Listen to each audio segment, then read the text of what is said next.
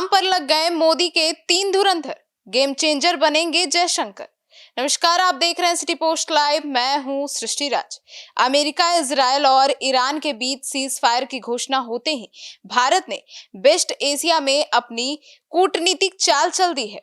Future में भी किसी तरह ईंधन संकट ना हो, इसके लिए अभी से ही गेम प्लान पर काम शुरू हो गया है। अब मोदी सरकार के 3 प्रमुख धुरंधर, विदेश मंत्री एस जयशंकर, पेट्रोलियम मंत्री हरदीप सिंह पुरी और विदेश सचिव विक्रम मिस्त्री के एक साथ मैदान में उतर पड़े हैं। अब इन 3 यात्राएं हैं, उसके बाद मकसद स्पष्ट है: ऊर्जा सुरक्षा बहाल करना, सप्लाई चेन सुधारना और क्षेत्रीय स्थिरता सुनिश्चित करना। अब आइए विस्तार में जानते हैं। ईरान जंग थमते ही काम पर लग गए हैं मोदी के 3 धुरंधर। इनके बारे में विस्तार से चीफ एडिटर श्रीकांत प्रत्युत्तर से। सर, मोदी के तीनों धुरंधर काम पर लग गए हैं। देखिए, अमेरिका ईरान में 15 दिनों का युद्ध विराम है और ईरान जंग पर युद्ध विराम की घोषणा होते ही भारत इसको एक अवसर के रूप में देख रहा है और उसने गेम शुरू कर भी दिया है। पश्चिम एशिया से लेकर अमेरिका तक भारत ने अपनी कूटनीतिक चाल शुरू कर दी है। ईरान युद्ध सीज फायर के मौके को भारत किसी कीमत पर खोना नहीं चाहता है। तेल, एलपीजी से लेकर ऊर्जा सप्लाई की जरूरतों को ध्यान में रखते हुए मोदी सरकार ने मैदान में अपने तीनों धुरंधरों को उतार दिया है। मोदी सरकार ने अपने 3 अहम चेहरों को अलग अलग रणनीतिक देशों में सक्रिय कर दिया है। तो अब माना जा रहा है कि 15 दिनों का जो युद्ध विराम है, इस दौरान भारत सरकार तेल, डीजल, पेट्रोल और गैस की पूरी व्यवस्था कर लेगी। जी सर, तो मोदी के जो तीनों धुरंधर हैं वे कौन है और उनके बारे में विस्तार से बताइए और क्या खेला करने वाले हैं? वही है, 3 धुरंधर हैं। विदेश मंत्री एस जयशंकर हैं, पेट्रोलियम मंत्री हरदीप सिंह हैं और विदेश सचिव विक्रम मिस्त्री हैं। और ये तीनों बहुत काफी भरोसेमंद माने जाते हैं मोदी के। और ये तीनों अलग अलग देश की यात्रा पर हैं। इन 3 यात्राओं का मकसद तो साफ है कि ऊर्जा सुरक्षा को बहाल करना है, सप्लाई चेन को सुधारना है और क्षेत्रीय स्थिरता सुनिश्चित करना है। पश्चिम एशिया में जंग और तनाव का सीधा असर वैश्विक ऊर्जा पर पड़ रहा है। वैश्विक बाजार, ऊर्जा बाजार काफ़ी प्रभावित है। खासकर एलपीजी आपूर्ति को लेकर चिंताएं बढ़ गई हैं। आप देख रही हैं, लंबी लंबी लाइनें लग रही हैं बिहार में भी।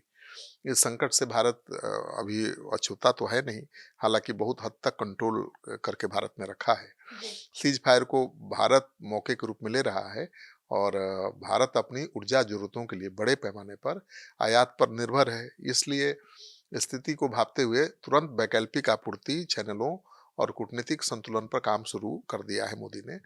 और उन देशों से बातचीत और मुलाकात शुरू कर दी है जो भारत की ऊर्जा आपूर्ति में अहम स्थान रखते हैं। तो यूएई में चले गए हैं जयशंकर खुद। अमेरिका में अपने सबसे खास मिस्त्री को लगा दिया है और हर तीनों तरफ फैल गए हैं भारत के तीनों धुरंधर। सर, तो क्या इनकी यात्राएं जो है गेम चेंजर साबित होगी? देखिए, विदेश मंत्री एस जयशंकर 11-12 अप्रैल को यूएई की दौरा कर रहे हैं, मतलब कल से निकल रहे हैं। और युद्ध विराम के तुरंत बाद भारत का सबसे ऊंचा स्तर का संपर्क है ये। यूएई के नेतृत्व से व्यापार, निवेश, ऊर्जा सुरक्षा और क्षेत्रीय स्थिरता पर बातचीत होगी। जयशंकर ऊर्जा सुरक्षा, सुरक्षित नौवहन और व्यापक रणनीतिक साझेदारी को मजबूत करने के लिए जा रहे हैं। यूएई भारत का प्रमुख ऊर्जा साझेदार है और हार्मुज संकट में भी वैकल्पिक रास्ते तलाशने में मददगार साबित हो सकता है। तो जयशंकर को गेम चेंजर इसलिए माना जा रहा है कि क्योंकि उनकी कूटनीति न सिर्फ खाड़ी देशों को भारत के साथ जोड़ेगी बल्कि पूरे वेस्ट एशिया में उससे स्थिरता भी आएगी। तो जयशंकर से बहुत उम्मीदें हैं। सर, तो पेट्रोलियम मंत्री हरदीप सिंह पुरी भी कतर की कमान संभालेंगे? बिल्कुल। कतर एलपीजी का एक बड़ा निर्यातक देश है। भारत में करीब 47% एलपीजी कतर से ही आता है। सोचिए, आपकी जरूरत का आधा गैस वहीं से आता है। कतर के साथ भारत के लंबे समय से ऊर्जा संबंध रहे हैं और मौजूदा हालात में यह साझेदारी और भी महत्वपूर्ण हो गई है। माना जा रहा है कि पुरी की यह यात्रा एलपीजी आपूर्ति को स्थिर रखने और संभावित कीमत वृद्धि को नियंत्रित करने की दिशा में अहम साबित होगी। और पेट्रोलियम और प्राकृतिक गैस मंत्री हरदीप पुरी गुरुवार और शुक्रवार की आधिकारिक यात्रा पर हैं।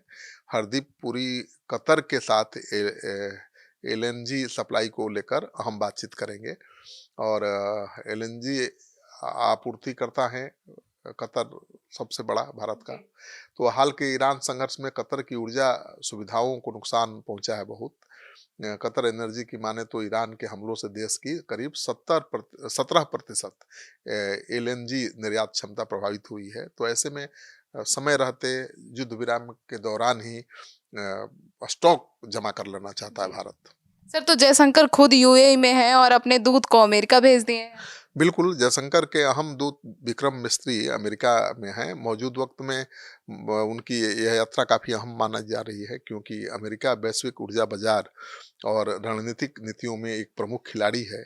मिस्त्री की यह यात्रा ऊर्जा सुरक्षा, आपूर्ति विविधीकरण और भू राजनीतिक सहयोग को लेकर महत्वपूर्ण बातचीत का मंच बन सकती है। जिस तरह से पाकिस्तान कूद-कूद कर अमेरिका की गुलामी में लगा है, ऐसे में विक्रम मिस्त्री का अमेरिका जाना भारत के लिए एक गेम चेंजर तो हो ही सकता है। इस तरह से इन तीनों यात्राओं के जरिए भारत का यह साफ संदेश है कि यह किसी भी वैश्विक संकट के दौरान अपनी ऊर्जा जरूरतों और आर्थिक स्थिरता को लेकर पूरी तरह से सजग है और सक्रिय भी है। एलपीजी संकट जैसे मुद्दों पर समय रहते कूटनीतिक पहल भारत को संभावित झटकों से बचा सकती है, क्योंकि ये युद्ध विराम कब तक रहेगा कोई नहीं जानता। कब ट्रंप का मूड बदलेगा, अब फिर से युद्ध शुरू हो जाएगा, कोई नहीं जानता। और इसका असर तो पड़ेगा गैस और तेल की आपूर्ति पर। तो भारत चाहता है कि अभी जो समय मिला है, जब तक दिमाग ठंडा है ट्रंप का, तब तक तेल और गैस जितना लाया जा सके लाया। जी, तो सुना आपने। तो अब जो मोदी के 3 धुरंधर है वो अपने काम में लग गए हैं और अब जनता की संकट जो है उस पर ही काम चल रहा है। तो अब देखिए आगे क्या होता है। आपकी क्या राय है, कमेंट सेक्शन में जरूर बताइएगा। धन्यवाद।